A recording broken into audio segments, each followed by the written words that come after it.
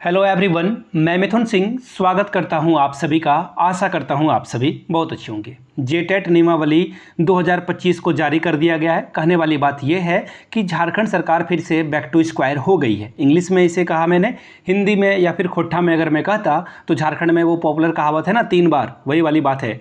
3 बार करने के बाद आपको पता चलता है, वही कहानी यहाँ पर हुई है।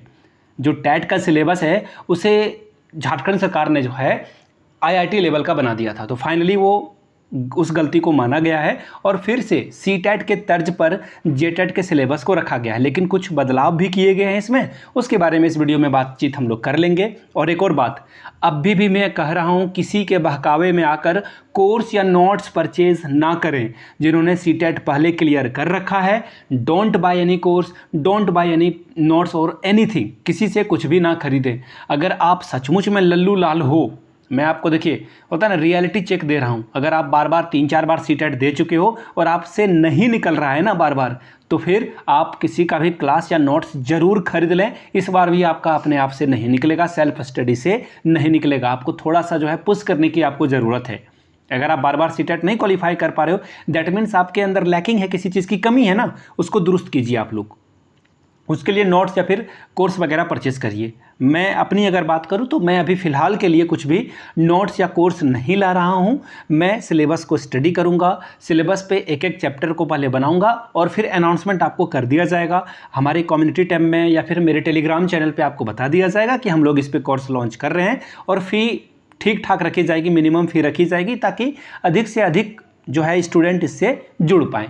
बाकी मैं फिर से बता देता हूँ, आप अगर सेल्फ स्टडी करते हो और आप ठीक ठाक पढ़ने में हो, आप आराम से इस एग्ज़ाम को क्वालिफाई कर लोगे। मेरा पॉपुलर डायलॉग था पुराने वाले नोटिफिकेशन के साथ, जेटेट सीटेट एक टुच्चा सा एग्ज़ाम होता है, इसे कोई भी पास कर सकता है। जो एवरेज स्टूडेंट है वो आराम से इसे क्वालिफाई कर सकता है। मैं उस बात पे आज भी कायम हूँ, उसमें कहीं कोई किंतु परंतु का गुंजाइश है नहीं। चलिए, अब मैंने यहाँ पे थंबनेल पे लिख रखा है यहाँ पर कि अब सब पास हो जाएगा। ऐसा इसलिए क्योंकि अब इसमें ना कुछ ऑब्स्टेकल है ही नहीं, बाधाएं हैं ही नहीं। इस एग्ज़ाम को कोई भी पास कर सकता है, बशर्ते सिलेबस जान लीजिए, सिलेबस के अकॉर्डिंग एनसीईआरटी पढ़ें, और एनसीईआरटी पढ़ लोगे तो आपका काम बन जाएगा। ठीक है जी, इतनी बात तो आपको समझ में आ गई होगी। एलिजिबिलिटी क्या है, कौन कौन अप्लाई कर सकता है इसे, एग्ज़ाम पैटर्न क्या है वो भी मैं इस वीडियो में बता दूंगा, सिलेबस क्या है आपका, और PYQs कितने इंपॉर्टेंट अब रहने वाले हैं उसके बारे में बात करेंगे इस वीडियो में। कंप्लीट इन्फॉर्मेशन मिलेगी आपको। चलिए, भूमिका का समय अब है नहीं, अब सीधे हम लोग सीधे सिलेबस की ओर बढ़ते हैं। यहाँ से आप देख पाएंगे ये PDF का नाम 795 आपको दिख रहा होगा, रीनेम करके आप किन्हीं लोगों ने जेटेट नियमावली कर दिया होगा। एक्चुअली ये पत्रांक संख्या है 795, इसलिए आपको जो है हर जगह पे ये 795 दिख रहा होगा। ठीक है जी, अच्छी बात है। 5/6/2025 को ये नियम जो है लागू कर दिया गया। इसके बारे में बात कर लेते हैं, क्या क्या बातें बदली गई है और क्या क्या बातें नहीं बदली गई है। सिर्फ काम की बात को हम लोग करेंगे, अनावश्यक चीज़ों को बिल्कुल भी नहीं पढ़ेंगे। ठीक है, यहाँ से देख लीजिए 1 to 5 का फॉर्म अगर आप भरना चाहते हैं प्राइमरी टीचर के लिए, यानी कि प्राथमिक विद्यालय के लिए, तो 50% अंकों के साथ आपने +2 कर रखा है और 2 साल का डिप्लोमा, चाहे वो किसी भी नाम से हो। देखिए, आप यूपी में चले जाओगे तो वहाँ पे लोग BTC करते हैं, झारखंड में लोग DLED करते हैं। ठीक है, और कहीं कहीं पे इसे DED के नाम से भी जाना जाता है, तो उससे कोई फ़र्क नहीं पड़ता है। 2 साल +2 के माध्यम से अगर आपने किया है तो कोई बात है नहीं। न्यूनतम 45% अंकों के साथ +2 आपने कर लिया है।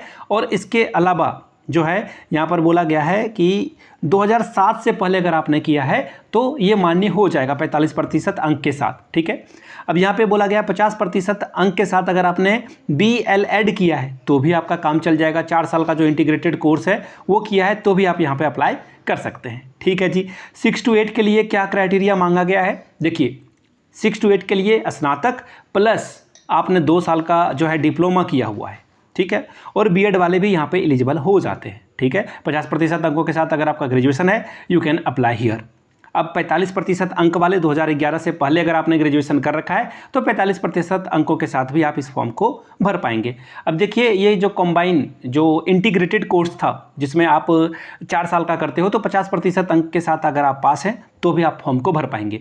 स्पेशल एजुकेटर जो बनने वाले हैं झारखंड में, उनके लिए विशेष सूचना है, आपको 50% के साथ आगे बढ़ना होगा। ठीक है जी, अब आगे देख लीजिए, यहाँ पे कुछ बातें बता दी गई है, उसको भी ध्यान में रख लीजिएगा। सब्जेक्ट कॉम्बिनेशन के लिए उन्हें बता रखा है कि गणित और विज्ञान शिक्षक के लिए जो है 3 साल का जो है कोर्स आपका होना चाहिए, और +2 में, साथ में +2 या उच्चतर में जो है गणित, भौतिकी, रसायन, वनस्पति विज्ञान और जीव विज्ञान में कम से कम 2 विषय के साथ आप पढ़ चुके हैं, तो ही आप इसके लिए एलिजिबल होंगे।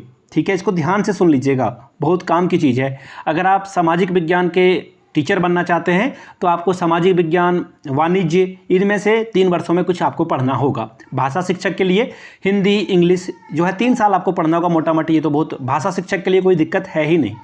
ठीक है, इतनी बात आपको समझ में आ गई होगी। ठीक, अब स्पेशल एजुकेटर के लिए मैं नहीं पढ़ूंगा क्योंकि ये हमारे काम की चीज़ है नहीं, बहुत कम बच्चे हैं, उसके लिए अलग से वीडियो बनेगी फिर कभी। ठीक है, अभी इसके बारे में बातचीत नहीं करेंगे। अब देखिए क्या क्या यहाँ पे बात की गई है कि जो एग्ज़ाम होगा आपका वो 2 यानी कि 1 to 5 और 6 to 8 के लिए आपका एग्ज़ाम लिया जाएगा। अब देखिए जो 6 to 8 का एग्ज़ाम वगैरह लिया जाएगा उसके बारे में यहाँ पे इन्होंने बता रखा है कि सिलेबस, जो अंकों का एग्ज़ाम डिस्ट्रीब्यूशन है वो क्या होगा, उसको थोड़ा सा देख लेते हैं हम लोग। ठीक है, कंप्यूटर से भी सवाल बनेंगे, अच्छी बात है। ये अच्छी बात है कि आप कुछ चीज़ों को ऐड कर रहे हैं, क्योंकि टीचर को कंप्यूटर की नॉलेज तो होनी ही चाहिए आज के टाइम में। अनिवार्य विषय में अगर मैं बात करूं तो आपको CDP यानी कि बाल विकास पढ़ना होगा। 30 अंक मिलेंगे आपको, 30 प्रश्न भी रहेंगे। हिंदी, संस्कृत, इंग्लिश में से कोई 2 भाषा आपको पढ़ना होगा, 30 अंक मिलेंगे। यानी कि सीधा सीधा अगर मैं बात करूँ तो नॉर्मल जो बच्चे होंगे 15 नंबर हिंदी रख लेंगे और 15 नंबर यहाँ पे इंग्लिश रख कर आगे बढ़ जाएंगे। 30 नंबर आप यहाँ से ला सकते हैं। आगे की अगर मैं बात करूं तो हिंदी और संस्कृत को छोड़ करके आपको एक भाषा रखनी होगी। मैं इस भाषा के बारे में बताता हूं, जो आपका लैंग्वेज 2 होगा। आपको हर हाल में झारखंड की जो लैंग्वेज है, संथाली, खोट्ठा, पंचपरगनिया, नागपुरी, ये खोट्ठा, ये सब भाषाओं में से एक को चुनना पड़ेगा, और ये भी आपके डिस्ट्रिक्ट के अकॉर्डिंग होगा। अब बाहर वाले के लिए क्या है वो भी मैं देख लूँगा अभी। तो उसके लिए 30 क्वेश्चन, 30 अंक आपको मिलेंगे। ठीक है, वैकल्पिक के लिए देखिए कंप्यूटर और विज्ञान से संबंधित 50 प्रश्न और कंप्यूटर से 10 नंबर आपको यहाँ पर देखने को मिल जाएगा। अब जो SST सब्जेक्ट के टीचर बनेंगे, सामाजिक विज्ञान के शिक्षक बनेंगे, 50 अंक आपका सब्जेक्ट से रहेगा और कंप्यूटर की नॉलेज 10-10 अंक की रहेगी।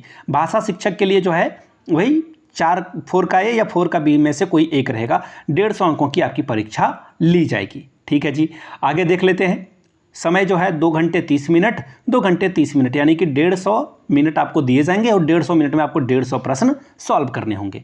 जो दृष्टिबाधित हैं उनके लिए 30 मिनट का अलग से टाइम मिलेगा। इतनी बात तो आपको समझ में आ गई होगी। नेगेटिव मार्किंग है नहीं यहाँ पे, इतनी बात समझ में आ गई। 1 to 5 के लिए देखिए सेम रहने वाला है, आपका जो लैंग्वेज है, CDP है, ये सब सेम रहेगा।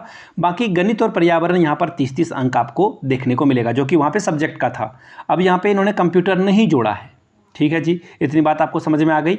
अब जो इम्पोर्टेंट है वो देख लेते हैं। अब यहाँ देख लीजिए, अगर आप सामान्य वर्ग से हैं और EWS से हैं तो 60% लाना होगा। पहले जो है EWS के लिए भी 55% कर दिया गया था, लेकिन इसको ठीक कर दिया गया है, क्योंकि देखिए ये सरकार ने ठीक काम किया है। कोई इसे चैलेंज कर सकता था आगे जाकर के। EWS को नंबरों में, उत्तीर्ण अंकों में कोई छूट नहीं दी जाती है, इसलिए सरकार ने इसे ठीक किया है। मुझे पता है कि कुछ लोग जो EWS वाले बच्चे होंगे वो मुझसे नाराज़ हो सकते हैं, लेकिन मैं आपको रियलिटी बताता हूँ कि भारत सरकार जिस चीज़ को फॉलो करती है, जो रूल बना है उसके अकॉर्डिंग राज्य सरकार को भी चलना चाहिए। हालांकि एजुकेशन जो है आपका कंकरेंट लिस्ट में है, समवर्ती सूची में है, लेकिन फिर भी जो चल रहा है उसी के हिसाब से आपको आगे बढ़ना चाहिए। OBC, SC, ST और जो फिजिकली चैलेंज पीपल हैं उनके लिए 55% स्कोर करना होगा। ठीक है जी, आगे कुछ और चीज़ों को देख लेते हैं, जिसमें कुछ बातें अगर दिख रही है मुझे कि कुछ इंपॉर्टेंट बात है, वो आपके साथ में साझा कर देता हूँ। फिलहाल तो मुझे नहीं दिख रहा। हाँ, ये इंपॉर्टेंट वाली बात है। आप जिस जिले से हैं, यहाँ पे उन्होंने जनजातीय भाषा और क्षेत्रीय भाषा के बारे में बता रखा है, आपको ये लेना पड़ेगा, ये अनिवार्य रूप से तय है। आप किस जिला को चुन रहे हो उस जिला के अकॉर्डिंग आपको जो है उस सब्जेक्ट में पास करना होगा। मैं देवघर से हूँ तो देवघर में देखिए संथाली और खोट्ठा भाषा को रखा गया है, तो मैं खोट्ठा ही चुनूंगा, ऑब्वियस सी बात है। ठीक है, अब देखिए सिलेबस इन्होंने बता रखा है, सिलेबस के लिए अलग से वीडियो बनाऊंगा। हाँ, ऑब्वियसली आई नीड $। हाँ, $। आएंगे, और जिन बच्चों को सिलेबस देखना है तो वो आराम से सिलेबस देखेंगे ना। वीडियो मैं आज रात को ही बना लूँगा, कुछ कल काम वगैरह है, मुझे फैमिली गैदरिंग के लिए एक जगह जाना है, तो आपके लिए मैं कल वीडियो, जो आज ही रात को वीडियो बना दूंगा, शेड्यूल में कर दूंगा, दोपहर को नून में वगैरह में आपको वीडियो देखने को मिल जाएगी। एक और बात, वीडियो यहाँ तक देख ली है, सारी बात आपको मेरी समझ में आ गई और आप मेरे बातों से एग्री करते हो और मुझे देखना पसंद करते हो तो नीचे कमेंट करके एक बार प्यारा सा जय हिंद जरूर लिख दीजिएगा। मिलते हैं अगली वीडियो में। वीडियो पसंद आया है तो आप इसे शेयर करेंगे ताकि और लोगों तक अवेयरनेस पहुँचे। चैनल को सब्सक्राइब करना ना करना आपकी पसंद है, वीडियो को लाइक करना ना करना आपकी पसंद है, बाकी आप जिसे चाहते हैं उन तक इस वीडियो को जरूर पहुंचाएं क्योंकि ये सही इन्फॉर्मेशन मैंने आपको दी है। वीडियो को यहाँ तक देखने के लिए आप सभी का बहुत बहुत शुक्रिया। टेलीग्राम पे ये PDF अवेलेबल करा दी जाएगी। Thank you so much.